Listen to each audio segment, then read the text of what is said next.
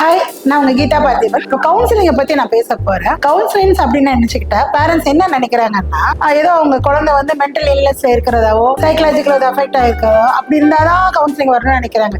ஆக்சுவலா அது இல்லை விஷயம்.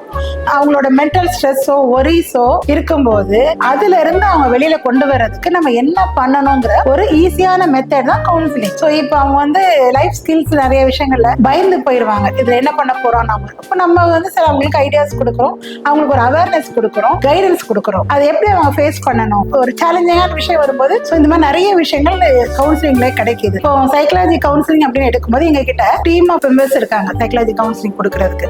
இது வந்து not only for children, for parents also, both அவங்களுக்கும் வேணும். அண்ட் ப்ரீ மேரிட்டல் சமயத்துல கூட நாங்க கவுன்சிலிங் கொடுக்குறோம். இந்த மாதிரியான இன்ஃபர்மேட்டிவ் விஷயங்களுக்கு எங்க பேஜை ஃபாலோ பண்ணுங்க, எங்க வெப்சைட்டை விசிட் பண்ணுங்க.